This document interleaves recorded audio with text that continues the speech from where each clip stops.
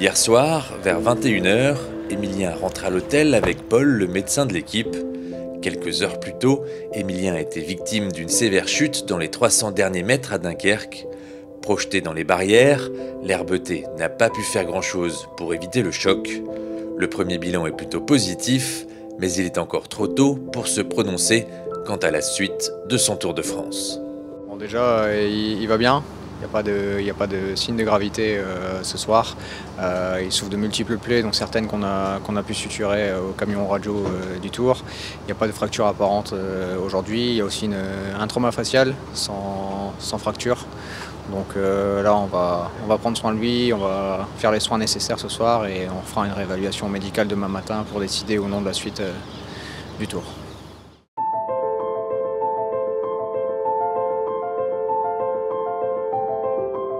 Ce n'est pas un scoop, le vélo est un sport aussi beau qu'il peut être cruel, où le courage de ses protagonistes force l'admiration.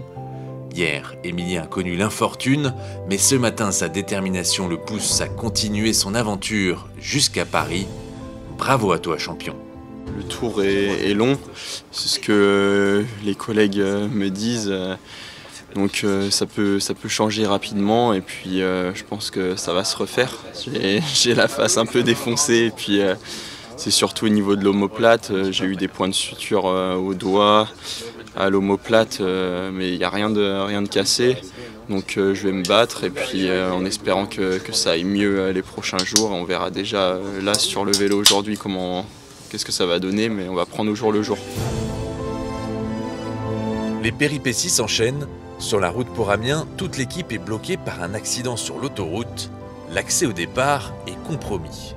On est bien bloqué, je ne sais pas comment ça va se passer. En plus, on est dans une zone travaux. L'échappatoire, il n'y en a pas des masses, donc je ne sais pas. C'est vrai que c'est quelque chose de rare. Au-delà du fait d'être bloqué, c'est surtout qu'il n'y ait pas de blessés. Donc ça, c'est déjà une bonne chose pour les passagers des camions. Et puis après, nous, on va essayer de garder le sourire et dédramatiser un petit peu la situation. Et puis en croisant les doigts pour que les camions puissent se dégager assez rapidement ou le plus rapidement possible. Et on est bloqué dans le bus. Donc voilà, on peut voir que maintenant sur le tour, ça frotte n'importe où. Donc faut être vigilant tout le temps sur les freins et garder une bonne distance de sécurité pour pas être dans les chutes, quoi. Même dans le bus. Heureusement, la situation finit par se débloquer. Les coureurs se remettent petit à petit de leurs émotions. Aujourd'hui, l'étape nous promet un beau spectacle, notamment en fin de parcours. Ça va être un peu comme une classique, hein, là, il y en a une bonne distance en ligne avec du gros vent de côté, donc on va alors se méfier aux bordures.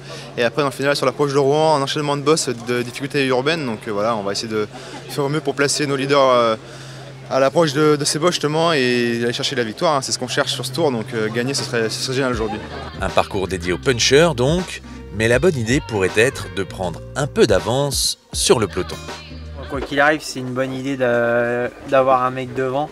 Je pense qu'il y aura plusieurs équipes intéressées avec une étape assez vallonnée comme aujourd'hui. Donc pourquoi pas aller devant et puis sinon voilà, se concentrer sur le final avec Alex qui est en forme et voilà un final punchy.